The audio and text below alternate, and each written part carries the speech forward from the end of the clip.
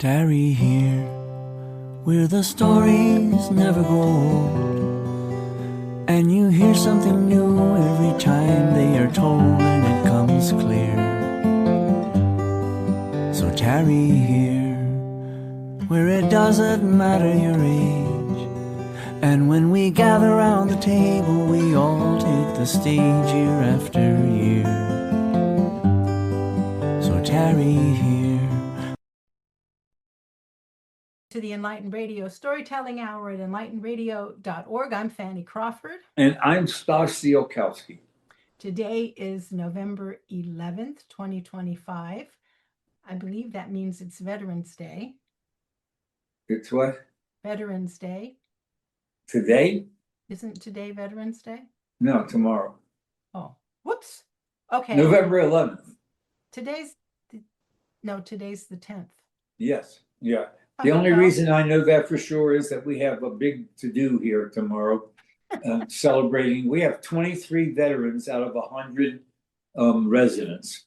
I'm sure as a vet, you know much more about this than I do. Oh, well, that's because we're going to be singing all the songs for the, for the services. Mm-hmm. You know, the Air Force song and the Army song and the Marine song and everything. We're having a kind of formal presentation. We have a high school group coming, 5 young people from a high school, 3 men and 2 women, or boys and girls, with the colors, with the flags. And they're going to be part of the ceremony. And yeah, it's nice. And they had us submit pictures in uniform. And I haven't seen those appearing yet, but I think they're going to appear tomorrow. The only picture I had of me in uniform that I would want anybody to see was me at 18 years old. My first year in the Army, probably about 2 months before I turned 19. And I looked so young. Yeah, and you still do. Yeah, but no beard.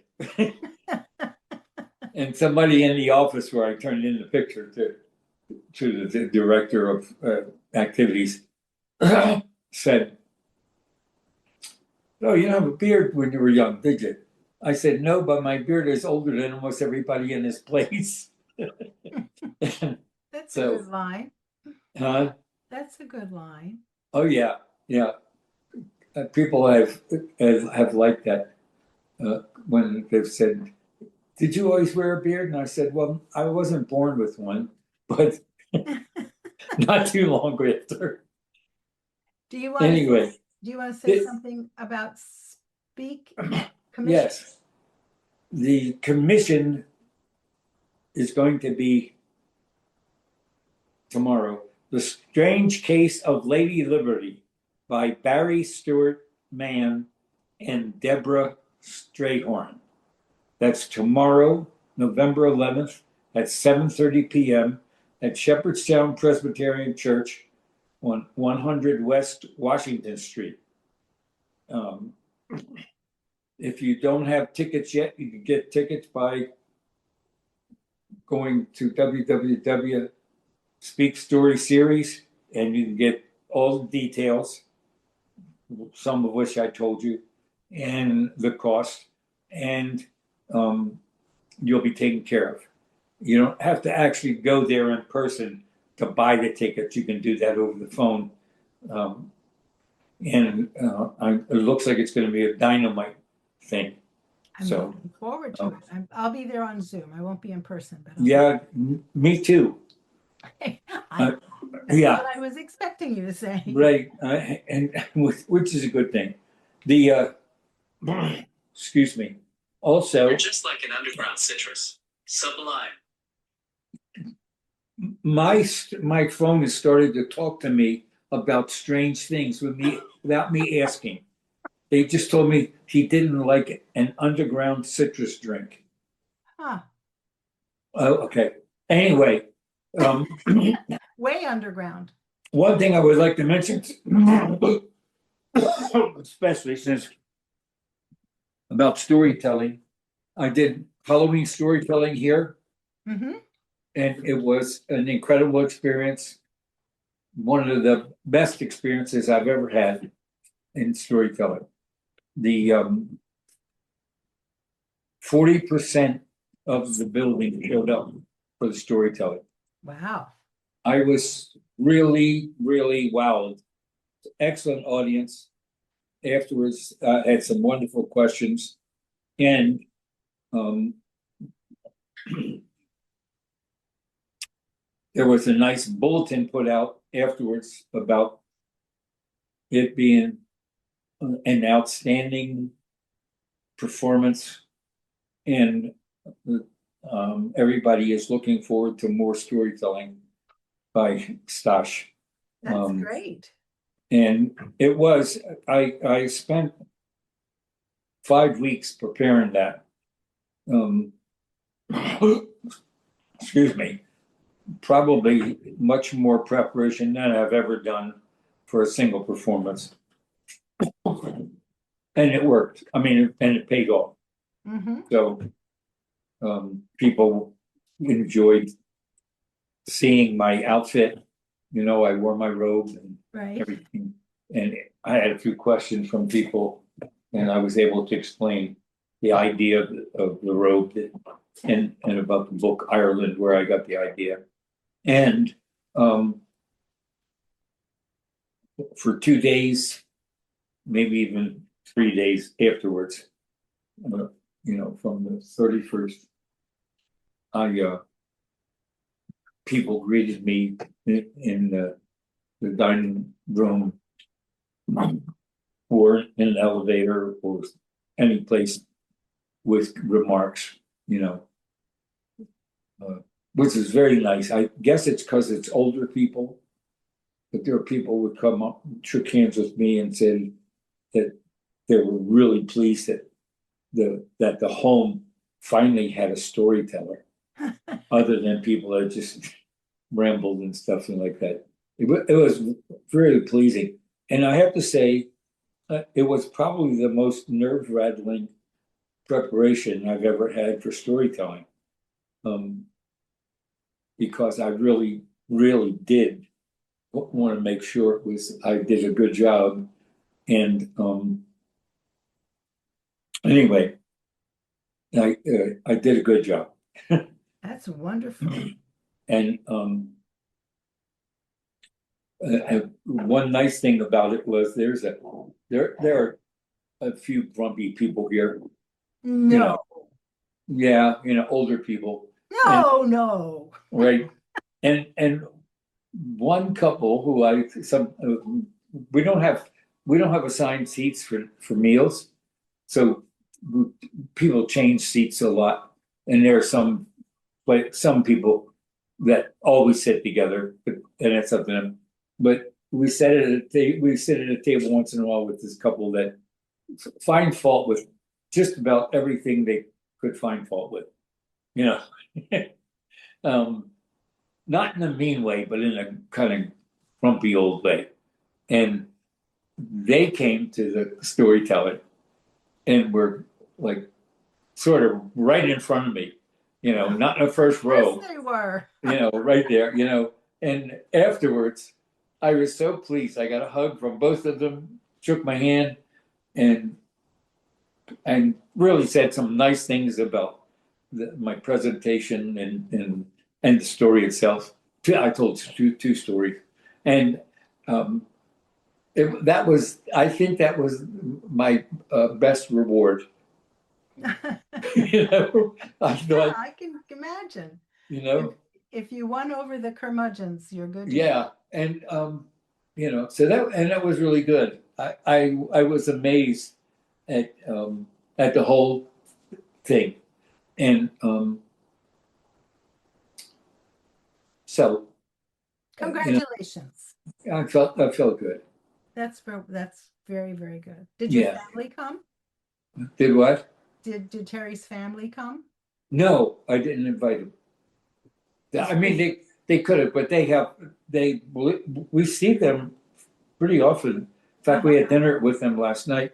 But Grace, who's 15, is in a show that's performing right now. Oh, yeah. And in fact, there was a performance on Halloween. She's in high school. And Matthew actually came here with his dad because he's 10, and children of friends were welcome to our Halloween party on the 30th, on a Thursday night. And Matthew was, he's a, what do you call that? He's a redhead. What do you call, they call him a ginger. Anyway, he is a unique 10-year-old. He just lights up the place, every place he goes. He's friendly, he's happy, he's never grumpy. He got so involved and they had games for the kids, and he won some prizes. And anyway, that celebration was like a really big deal for this 10-year-old. And people talked about him for a couple of days and mentioned about, was that your grandson? I heard it. I said, yeah, and he's special, and and so it was nice because none of the adults, even though a lot of us dressed up, I dressed up as a priest, gave a lot of blessings, and but none of the adults took away from the children that showed up, which was nice. And I guess that was normal for, grandparents and stuff like that. So anyway. Well, I want to say thank you to Andy Offit Irwin for opening our show this morning. I always forget to do that first thing. And say again, our theme for the day is Thanksgiving other than dinner. So we're not so much talking about food, although I'm sure food will be mentioned. Okay, so shall I start? Sure. Okay, well, I thought about this for a while. My family usually had Thanksgiving dinner, but one of the things that changed about the typical family dinner was my sister was 12 years older than I was. My oldest brother, Paul, was 9 years older than I.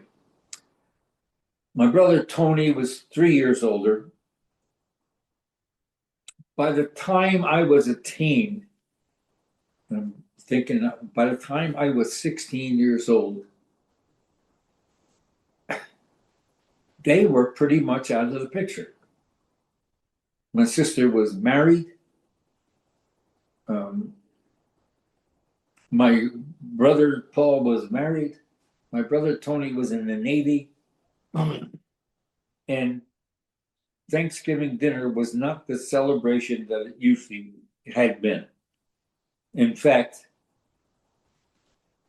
this particular year I'm thinking of, my father suggested to my mother that she not worry about making a big Thanksgiving dinner because he and his cousin Steve were thinking of going hunting on Thanksgiving at their Uncle Paul's farm, which was down on the eastern shore of Maryland, I think, but I don't remember exact details about it. And he invited me to go with them. I'd never done any hunting with my father, but he invited me because at Christmas earlier that year, my sister had given me a present of a bow and arrow, a real bow and arrow with arrows that had metal tips, hunting arrows in it. So I was all excited about it because I had practiced with the bow. I'd gone out to Patterson Park, practiced with the bow, shot arrows in the air, shot the arrows at a target I took, and I was careful with it, you know. And the idea of hunting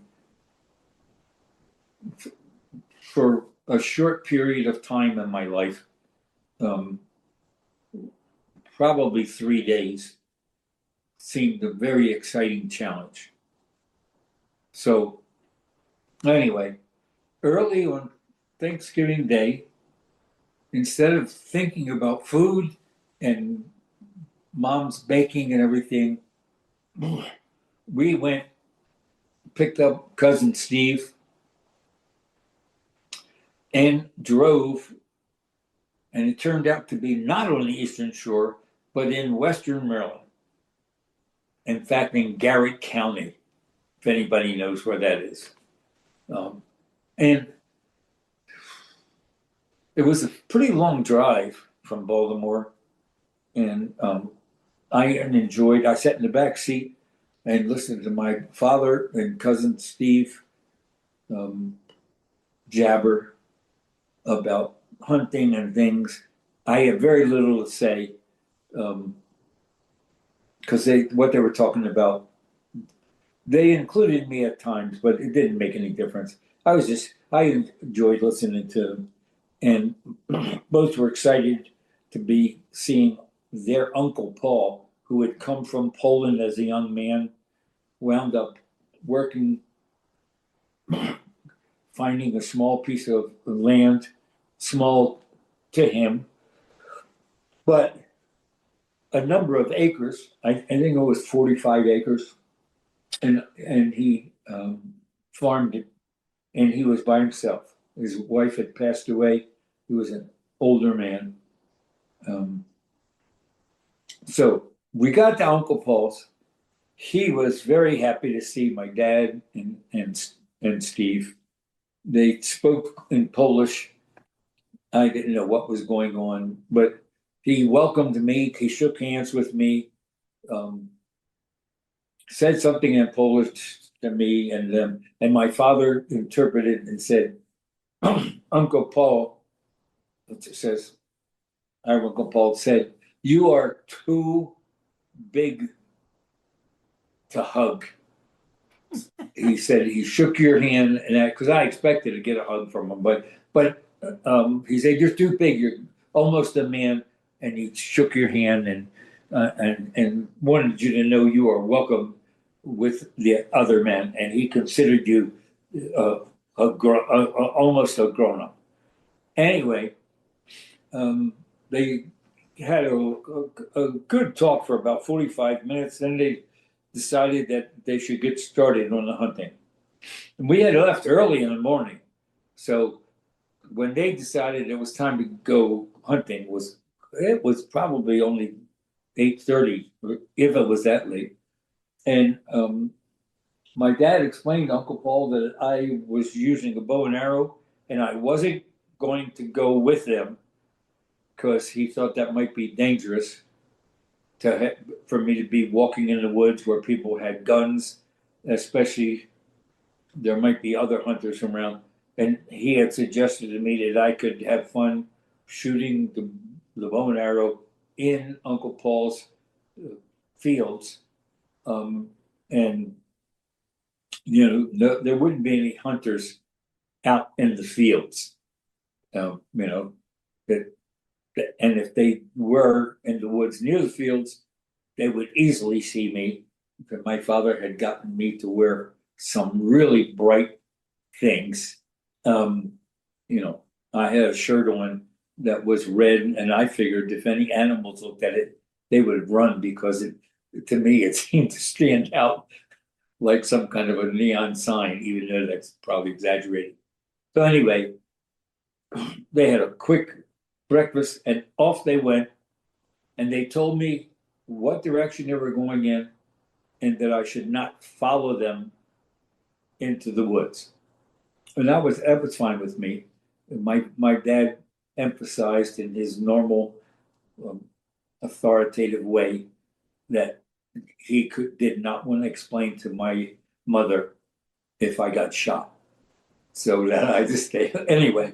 Yeah, and they were having a great time, and I was too. I went out into the field, and I tried everything under the sun with my bow. I tried to see how far I could shoot an arrow, and how high I could shoot an arrow, and scared myself once because I shot an arrow pretty much straight up in the air, and then I realized that wasn't smart because I couldn't see where it was coming down, and I thought it was well, that wouldn't be fun if Dad and Uncle Paul and Cousin Steve were to come find my body in the field with an arrow stuck in my head or something. So and luckily I had enough sense to realize that probably the chance of an arrow being shot straight up in the air, coming straight back down, would not be very good, and so I should just stand perfectly still. And it worked because it landed maybe 15 feet from me, and was kind of exciting because I kept thinking I didn't want to get hit, but I knew enough not to run because who knows where the arrow was really going to land since it was kind of breezy. Anyway, I had a great time, and Uncle Paul had said in Polish, luckily my dad and Steve both spoke Polish, that the way to hunt a field would be to start on the outside of it and walk the outside edge of the field, and then as you go around the field, get closer towards the center. He said that could take you, a long time, hours maybe, but that way, he said some game, some maybe rabbits or something, often would be in the field, and he would see them sometimes even a deer resting in the field, and he said if there was an animal in the field, and I did that, walked around the edge, just quietly, and kept coming in closer and closer, that I might cause the animal to get up and run, and if I did, I could shoot him. And when he said that, he kind of chuckled, and later my dad explained that Uncle Paul thought the chance of me hitting a running animal with a bow and arrow, and he knew I was only, I was 15, 16 years old, that and I was a city kid and had never hunted. And all this, he just thought it was funny to even imagine that I might, be able to actually shoot something. Anyway, they were gone for quite a while out in the woods, and I was having a good time. And I imagined that there were things in the field. And at one point, I thought I saw movement towards the center of the field, and I took one of the hunting arrows out of my quiver and got it on the string of the bow, and it kept walking the circle. Sure enough, something kind of, I don't know, I guess stood up is the best way to describe it. Stood up and started to move, and I drew the arrow back and shot and hit it in its back hindquarters, and it went down. And I was excited that I thought I'd hit some animal. It wasn't real big. It wasn't a deer. I didn't know what it was. As I walked towards where I thought the animal was lying, I was worried that I might have shot a a baby deer or a small deer, a fawn or something. But when I got to the animal, what I found was my uncle's dog. Oh, And I had shot him in his hindquarters. He was luckily he had been a fair distance away from me, and the arrow didn't go in too deep. And when I got to him, I kind of petted his head and everything, and he wiggled a bit. I don't remember all the exact details of it, but by his moving, the arrow came out of the wound. It must have hit him at an angle, and it didn't go in deep. It was bleeding, and so anyway, I picked him up and carried him to the farmhouse. And won't you know it, before I even got to the house, I could see them coming out of the woods. Now, when I hit the animal, I really was terrified because it sounded like a dog that made noises, not actual howling, but something. And I realized as soon as it got close enough that it was the dog, my uncle's dog. I had gotten almost to the house when they were coming out of the woods, and wound up. My uncle took the dog out of my arms, my great uncle, Paul, and we went in. He was talking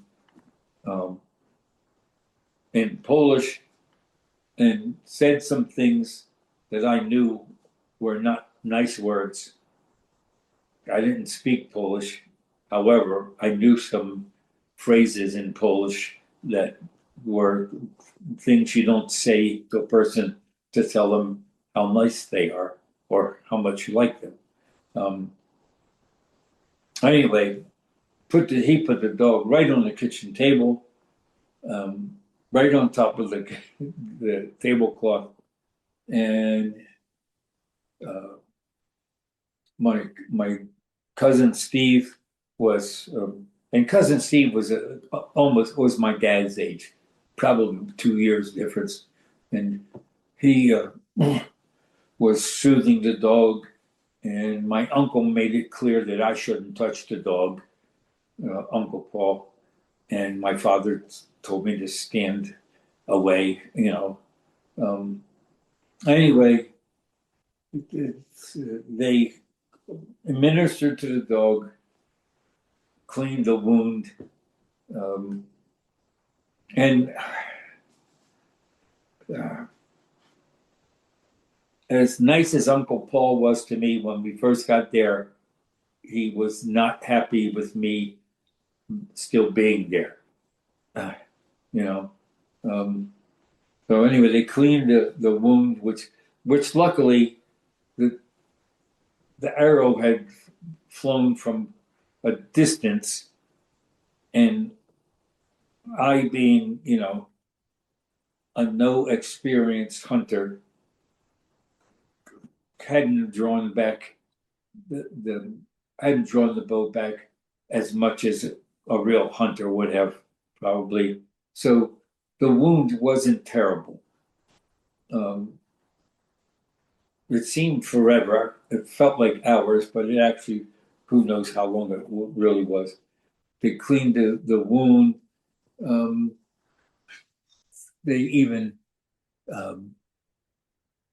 Uncle Paul got a razor and shaved the hair around the wound a bit, cleaned it. It was a very, very, cousin Steve said a number of times, it was a beautiful, clean wound. So there was, no, the flesh wasn't torn up and all this dark, like, my dad spent a lot of time trying to get cousin Steve to not talk about it, but they did. Anyway, the dog was patched up. Uncle Paul, great Uncle Paul, put the dog into, I think it was his normal place of sleeping. In the bedroom, there was like a bed for the dog on the floor. Put it there, covered him with a blanket, and he actually gave the dog some kind of a pill. And I don't know if it was an aspirin or what, but he had and gave the dog something to drink and sat with the dog for a while. Finally, the dog kind of was resting. I don't know if he went to sleep or what, but and then came out, and Uncle Paul fixed sandwiches for us. And the talk was all very quiet between the three of them. And I was sitting at the table. I think Uncle Paul would have rather had me sit outside. He looked at me a number of times, and I thought to myself, I wouldn't want to be here alone with him. But I think he was angry. And later, my father, days later, told me that Uncle Paul had some things like saying, you shouldn't bring a stupid boy to hunt if he didn't know what he was doing and couldn't tell the difference between a dog and a deer, and on and on and on and on, And he didn't really yell at me, raise his voice and yell at me, but a couple of times he pointed at me, and his finger pointing at me felt kind of like an arrow. So anyway, eventually we finished eating and everything. My dad said, hey, we should get going, and we had a long drive home, and we got in the car. In English, I apologized to great Uncle Paul, and he just smiled, kind of like the way you would just before you punch somebody in the face. And that's the way I saw it. And, we got in the car and drove off. Well, I was in the back seat, and I didn't want to talk or listen or anything. I was really upset.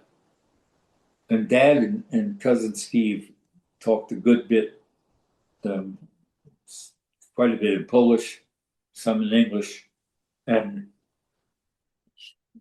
so all the way to Baltimore was very quiet in the car, except for them. They once in a while would make a remark to each other. Finally, when we got to Baltimore, and Dad said, we're going to drop cousin Steve off at his house and then we'll go home. And he said, don't say anything to your mother. I'm going to tell her what happened, but I'm going to wait for a while and see how I should do that. I want her to make sure that you're okay. And one of the things I heard my father say to Steve is, don't say that to him. Just forget about that. Don't. So we got to cousin Steve's house, and he got out of the door, opened the door, shook hands with my dad, who was the driver, and got out. And he kind of motioned to me to roll down the window in the back, and I rolled down the window. And he started to walk towards the house, but then he turned around and he said, that was one hell of a shot, boy, and went in his house. And my dad was mumbling. I heard him. He said, damn it. I told him not to say that. And Anyway, later, a few days later, my father admitted that it was a good shot with my bow, and for a beginner, you know, Steve went on and on and on about it in colors to my dad, and Dad said he didn't want me to be encouraged about it. He knew I was upset. So anyway, that was my experience. When we did get to the house, so my dad that was thoughtful and about being, it's a hunter. He, in the backyard, he cleaned his gun and put it in the carrying case and said, I'm gonna put this down in my gun cabinet. He had a nice cabinet in the basement that it wasn't anything special, but he had a lock on it, and he had a couple of shotguns and a rifle there. And I said, here, I'd like you to put this in your cabinet too. And he said, what? I said, I'm never going to go hunting again. And I think my bow should be locked up. And later he told me he thought that was an extreme thing to do, days later, but he did appreciate where my mind was, I guess. And we went down to the basement. He arranged it inside of the cabinet. It's a place for me to put my bow and quiver with the arrows. And he even had me make sure that I cleaned the arrow that I used with the dog, and put it away. And that day I told him I'll never go hunting.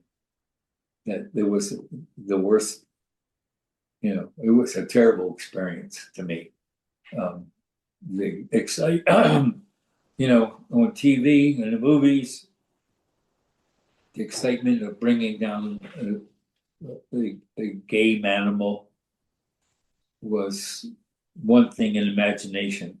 It was quite another to see a wounded animal and to know that I had caused that animal a lot of pain. And it didn't make me feel proud or anything like that. My dad was surprised at that, but he was proud of me that I made that decision, and understood that not everybody thinks it's okay to shoot an animal. So that's the end of my no eating dinner Thanksgiving story. Well, that's a very moving story, Stosh. Thank you for sharing that. And it's true, and I have never hunted in my life.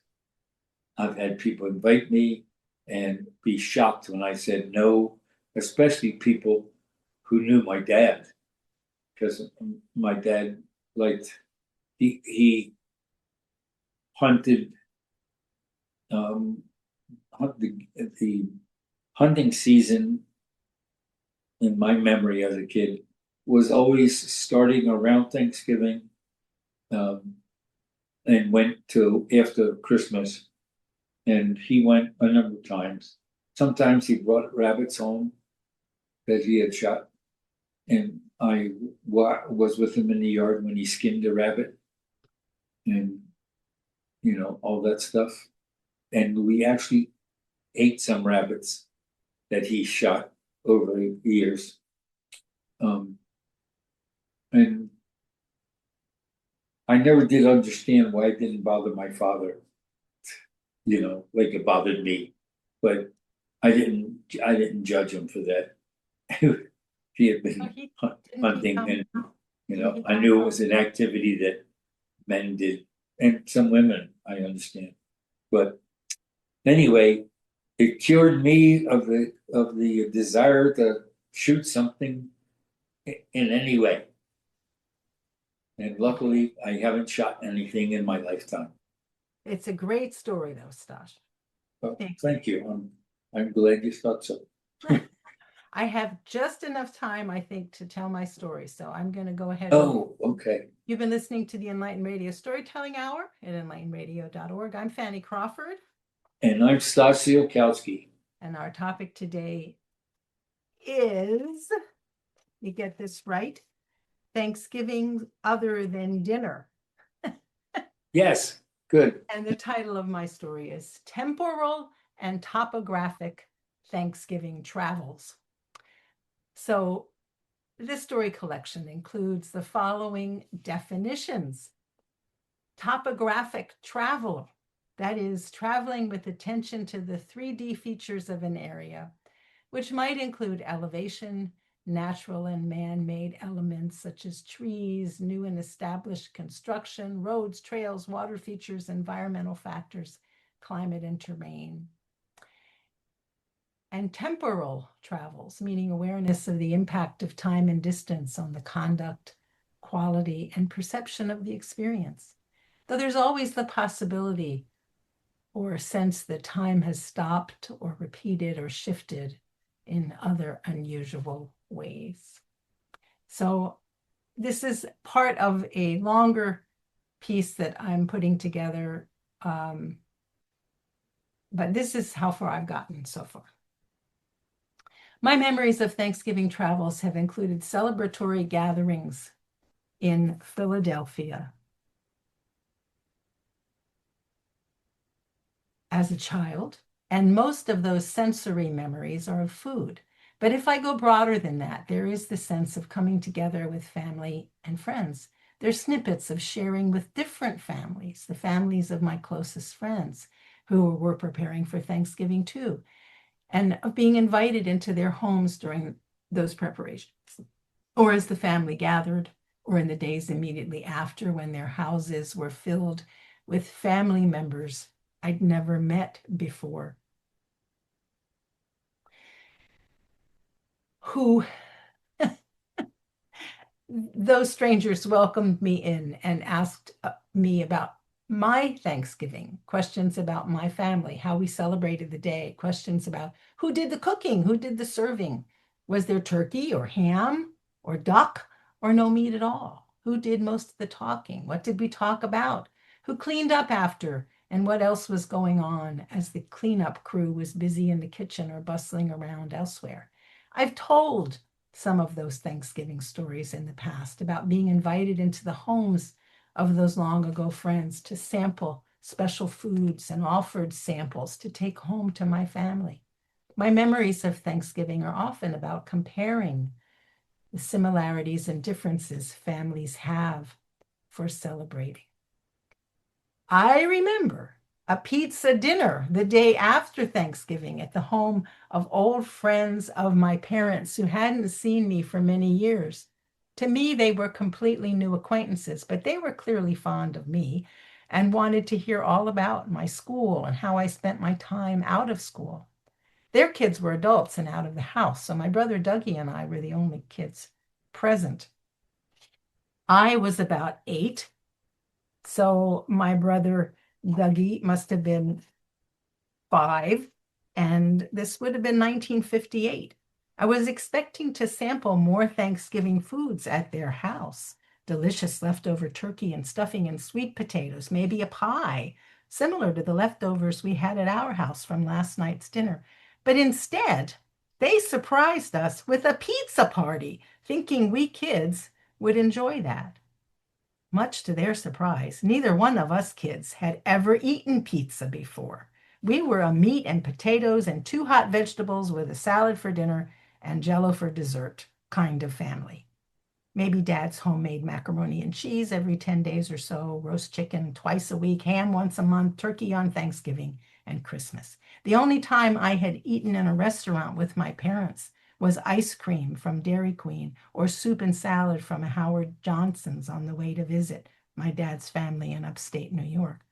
But I did know the rules of social engagement and that the polite thing to do was to eat what was offered. But pizza? I'd heard of pizza, but really didn't know anything about it. And our hosts must have picked up on my confusion at there not being Thanksgiving turkey.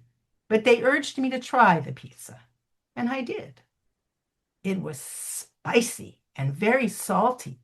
The spices burned my mouth a little bit and tasted very odd to me. I did dutifully eat the 2 pieces on my plate. I knew that was expected, and I drank a lot of water. Well, that was a very disconcerting experience because I was a good girl who generally ate what was served at every meal.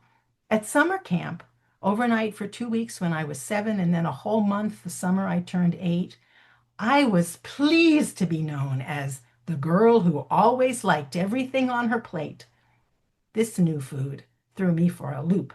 After that discombobulating experience of not being who I thought I was, I made a conscious effort to seek out pizza and eat more of it. It was a couple years before I ever started enjoying it.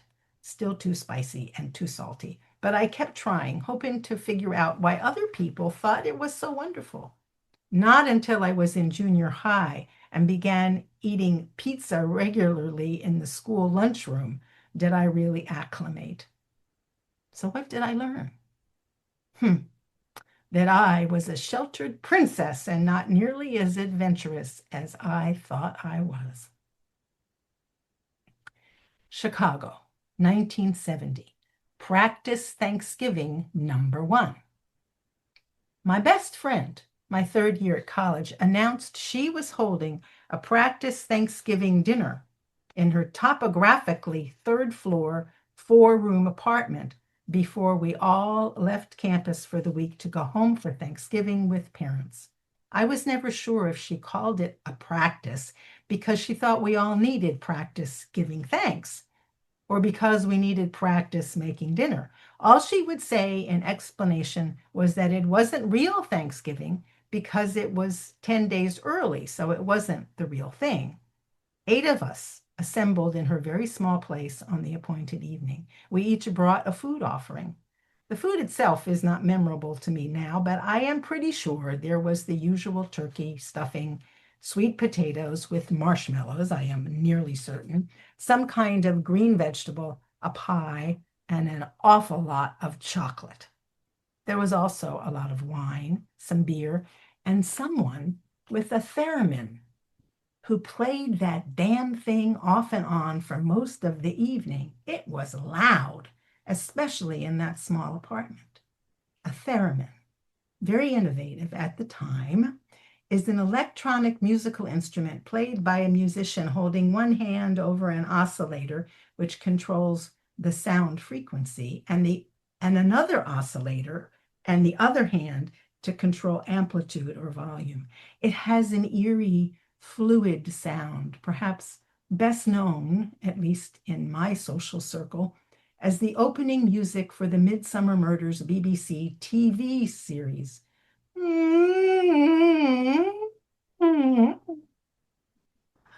We also played bridge for several hours.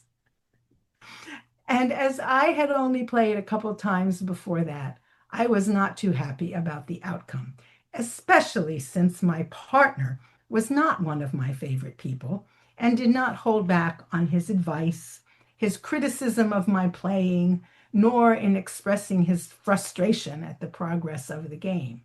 We were there for several hours, by the end of which I still loved my best friend, but I was mightily tired of the theremin player, of my bridge partner, of chocolate, and of wine. What did I learn? Too much of a mediocre or even a possibly good thing can ruin a perfectly good evening. None of that evening's 4 excessives, theremin, bridge, chocolate, and wine, were ever again among what I considered my favorite things, and though I still occasionally partake in all of them, I'm usually sorry afterwards. The memory of the concept of practice Thanksgiving persisted, and for many Novembers to come, I thought about how to recreate the parts of that evening I really loved. The idea of actually practicing Thanksgiving and getting better at every part of it, from cooking the turkey to practicing gratitude. Hagerstown, 1993, practice Thanksgiving number 2. Nearly 25 years later, I was married with 1 full-time and 1 half-time young adult children. Topographically, we were living in a 6-room, 2-story house in Hagerstown's relatively north end flatlands. We were planning to go up to Philadelphia to have Thanksgiving with my parents, as we often did, and I was remembering that evening in 1970 when I gathered with college-age mates to try something different. In 1993, we didn't particularly want to include a theremin player or a bridge game, but a turkey and some side dishes with dessert would be nice. I was hoping to gather as many beloved friends and family as I could and practice appreciating them. The largest room in our house was the living room.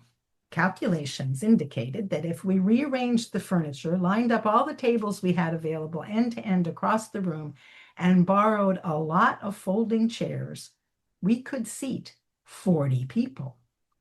Though there would not be much room to move about, it was a lovely gathering. Lots of excellent food, many longtime friends and family, and we did indeed practice Thanksgiving. Some of the guests thought we were a bit crazy to crowd in so many, but there were no disasters, not even any broken dishes, broken chairs, or spilled food, at least no memorable ones. The magical evening only happened that once. The stars have never aligned again to repeat the experience, and the house that we live in now just won't work for that many people, but you never know. It could happen again someday. What was the lesson? It is certainly possible to practice Thanksgiving. It just may not happen every time you try. So many years, so many Thanksgiving stories. I'll close with a quick summary of more recent travels. That would be to Philadelphia and Richmond, 1973 through 2021. We'll call this section Thanksgiving with Parents. My partner, spouse, husband, man of the house, Jose, and I traveled to spend Thanksgiving with his or my parents nearly every year from 1975 until the death of our last surviving parent, his mother, often called Grandma Sunta, in 2021. To be honest, most Thanksgivings were spent with my parents, partly because we most often had their granddaughter in tow, and I had been traveling to visit them regularly since I left home for college in 1967. Jose had less of a tradition or pattern for going back home at Thanksgiving, though he did that sporadically all his adult life. As we are a blended family with a divorce on each side, at Thanksgiving, both children, my daughter, his son, were not always both with us on these trips. My daughter was occasionally with her other dad and paternal grandparents. Jose's son was often with his other mother and her family, or she would take him to see Grandma Sunta on her own. Once in a while, we were all there together, but that didn't happen often. Thanksgiving trips to see Grandma Sunta and her mother, we called her Amadori, or Presh, short for Preciosa, took about the same amount of time as our trips to Philadelphia, but aside from the actual meal, almost everything else was different. When I was first getting to know them in Richmond, Sunta and Presh lived in 2 houses side by side in the same neighborhood that Presh had grown up in. Presh in the old family home and Sunta in a much smaller rancher next door that had belonged to an elderly auntie. We usually stayed in the big house, but spent a lot of daylight hours with Sunta in her little house. There were also some lovely gardens on the property, but of course at Thanksgiving time, these had mostly been put to bed, as they say down there. Later on, Presh and Sunta sold those houses and built a more modern suburban home with a mother-in-law suite for Presh. That was near Richmond, just outside Chesterfield. Highlights of those visits included helping with the many bird feeders on the property, walks with Sunta's beloved rescue dachshund, Rosie, and yard work to put in new plantings or put the smaller gardens to bed for the winter. More often, usually on the morning before Thanksgiving, we travel from whatever part of Maryland or Virginia we were living in during a given year to the Pennsylvania Turnpike and follow Interstate 76 across the state and into West Philadelphia to visit the Crawfords, usually via the Schuylkill Expressway. Altogether about a 4-hour trek, depending on the speed limit and the limitations of whatever car we were driving at that time. We were slow travelers, generally stopping 2 or 3 times along the way, not for gas, but for potty breaks, coffee, mustard pretzels, and other snacks, or just to get out of the car and let the kids or kid run around. Usually we'd head back home after breakfast on Sunday morning to be sure we got a good night's sleep before engaging back to work and school Monday morning.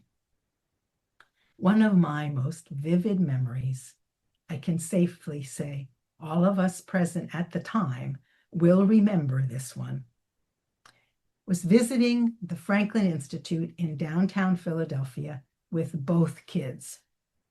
We did the museum tour more than once, but on that first visit, the kids heard all about the museum as a favorite during my childhood, mostly with my mother and younger brother. But for Brother Doug,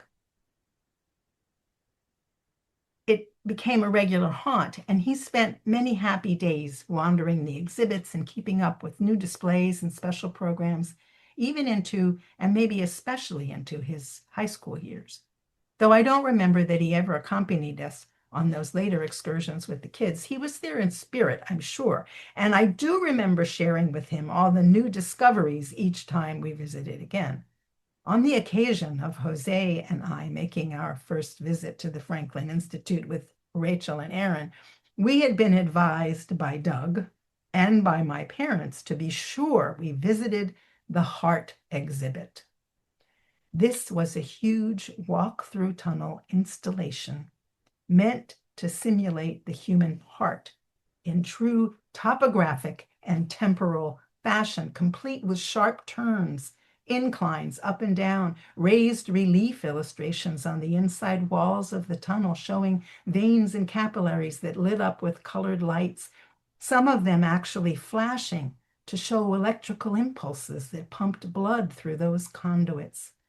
Most notable was the drumming, rhythmic, squishy sound of the beating heart, something like 50 beats per minute, pumping blood through the 6-foot-tall aorta, an almost deafening, punctuated roar with liquid splashing undertones that started softly at the entrance and increased in volume the further into the heart we walked.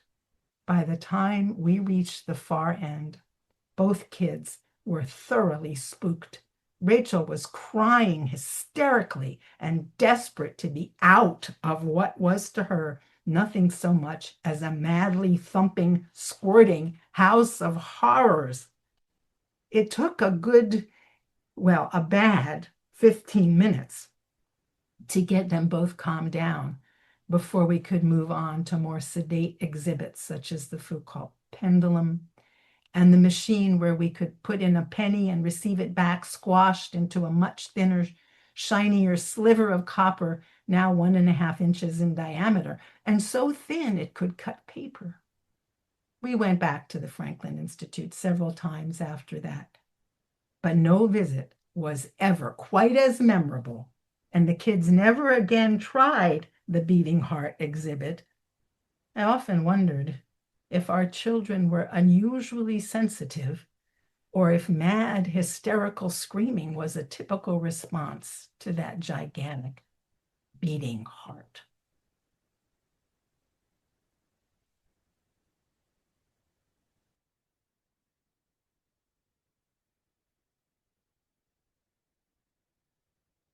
Are you back?